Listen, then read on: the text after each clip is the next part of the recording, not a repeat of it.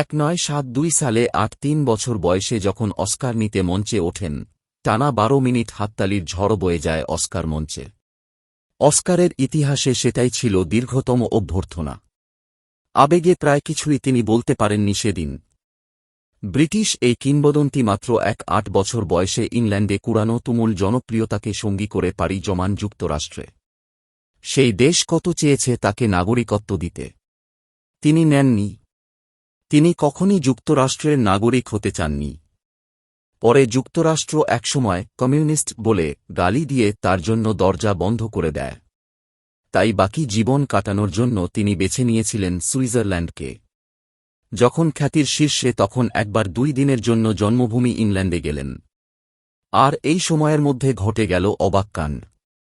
মাত্র 2 দিনে তাঁর কাছে প্রায় 3,000 চিঠি আসে। তাঁর আত্মজীবনীতে লিখেছেন, তাঁর কাছে সৌন্দর্য মানে নর্দমায় ভেসে যাওয়া একটা গোলাপ ফুল।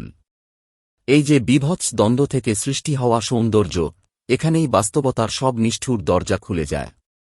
জীবনের শেষ দিন পর্যন্ত তিনি দুঃসহ শৈশব বয়ে নিয়ে বেরিয়েছেন, যেখানে তাঁর মাতাল বাবা মাকে নির্যাতন করত ছোট্ট শিশুটির সামনেই।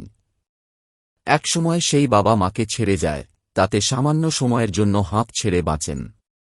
কিন্তু কতক্ষণের জন্য?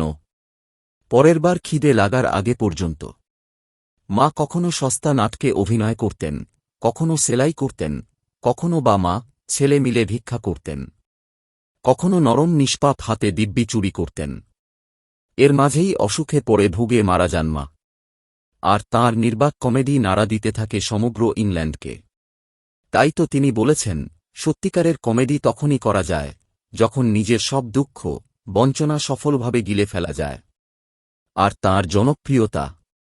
রাশিয়ার এক ভক্ত নভোবিজ্ঞানী তাঁর আবিষ্কৃত উপগ্রহের নাম রাখেন 3623 চ্যাপলিন। আর এদিকে জাঁদরেল চলচ্চিত্র নির্মাতা লুক গদার চ্যাপলিনকে তুলনা করেছিলেন লিওনার্দো দ্য ভিঞ্চির সঙ্গে। তিনি কমেডিয়ান নন, অভিনেতা নন, সব ছাপিয়ে তিনি মহান শিল্পীর ঢিলেঢালা কোট গায়ে এক তুখোড় বিপ্লবী।